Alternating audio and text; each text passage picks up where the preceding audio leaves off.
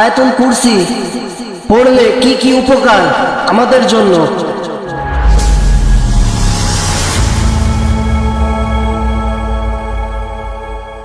এই আয়াতুল কুরসি পড়লে আমাদের 7টি উপকার আসবে আমাদের জীবনে। দেখেন, প্রথম নম্বরে আমরা খেয়াল করব, একটি দোয়া করতে ভুলবেন না। সেই দোয়াটা হলো আয়াতুল কুরসি। এটা ফরজ সালাত পড়ার পরেই, সালাম ফিরানোর সাথে সাথেই এটা আমরা কি করব? পাঠ করব। আল্লাহ রাসূল বলছেন যে এই ফরজ সালাত আদায় করার পরে যে ব্যক্তি আয়াতুল কুরসি নামক দোয়া বা কোরআনের আয়াত, এটা কোরআনের আয়াত, সূরা বাকারার 255 নম্বর আয়াত, এই আয়াতুল কুরসি যে পড়বে তার শুধু আল্লাহ রাসূল বলছেন সাল্লাল্লাহু আলাইহি ওয়াসাল্লাম বলেন যে তার মাঝে, জান্নাতে যাওয়ার জন্য তার মাঝে একটা জিনিসই বাধা, সেটা হলো মৃত্যু। ওই লোকটা মৃত্যুবরণ করে না, তাই জন্য সে জান্নাতে যেতে পারে না। প্রিয় বন্ধুগণ, 1 নম্বরে তাহলে আমরা ফরজ সালাত আদায় করেই আমরা আয়াতুল কুরসি এই দোয়াটা আমরা পড়ব, পাঠ করব। 2 নম্বরে ঘুমানোর আগে, আমরা অনেক সময় ঘুমানোর আগে যে ব্যক্তি আয়াতুল কুরসি পাঠ করে ঘুমাবে, আল্লাহ রাব্বুল আলামিন ওই ঘুমানোর মাঝে আল্লাহ রাব্বুল আলামিন যত রকম বিপদ আছে সব রকম বিপদ আপদ থেকে সেই বান্দাবান্দিকে ইহসান করবে, সেই বান্দাবান্দির প্রতি আল্লাহ পাক রাব্বুল আলামিন রহমত নাজিল করবে। 3 নম্বরে আসেন যে আমরা যেই কাজ করি না কেন, ভালো কাজ এবং অনেক সময় আমরা বিভিন্ন রকম কাজ করি, কঠিন জটিল কাজ, দেখা যাচ্ছে অনেক সময় আমরা বিপদে পড়ে যাই।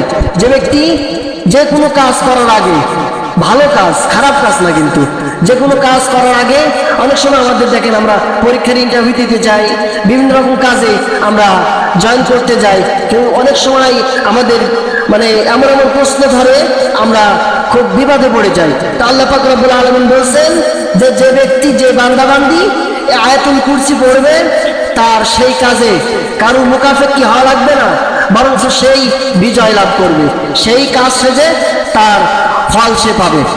4 নম্বরে আসেন বাহিরে বেরোনোর সময়।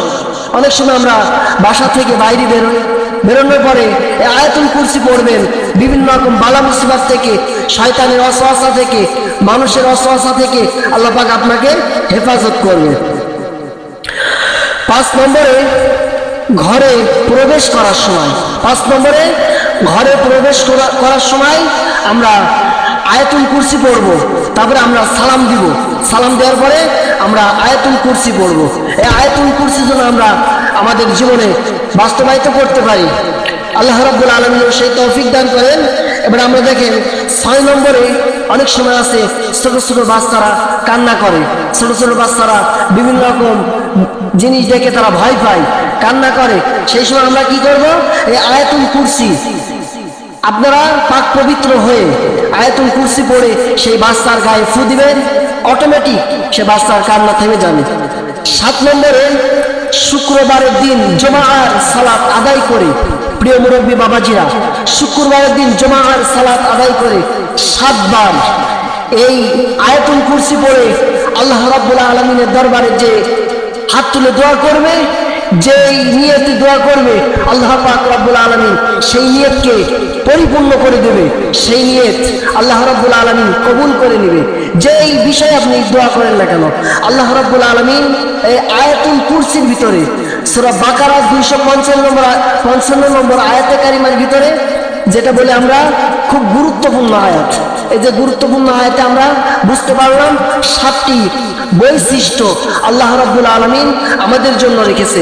আমাদের প্রিয় নবী রাসূল করিম সাল্লাল্লাহু আলাইহি ওয়াসাল্লাম কন্টিনিউ আমল করে আমাদেরকে দেখিয়েছেন, সাহাবীদের থেকে আমরা আমল করব প্রতিনিয়ত, যেন আল্লাহ রাব্বুল আলামিন এই আয়াতুল কুরসি বেশি বেশি করে যেন আমরা তেলাওয়াত করতে পারি এবং নামাজ শেষে পাঠ করতে পারি।